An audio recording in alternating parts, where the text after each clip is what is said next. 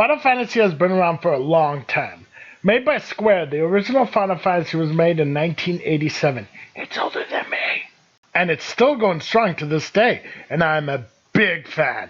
The Final Fantasy series was a big, and I mean big, part of my childhood and my teenage years. Since I love lore in games, I wanted to compare two villains, one from Final Fantasy VII and the other from another Square game, Chrono Trigger.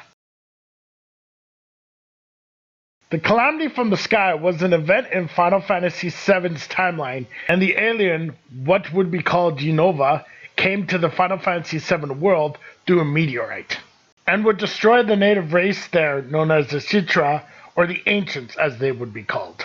Jenova used its mimic ability to destroy the Citra, however the few Citra survivors banded to defeat Jenova and quarantine it within the northern crater, where it would lie dormant for millennia.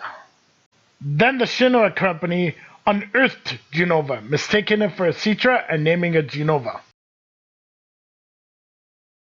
Lavos is an alien parasite which crash-landed in the prehistoric past. It was named by one of the characters in the game called Allah, a name she made up with the word La meaning fire and Vos meaning big in her language.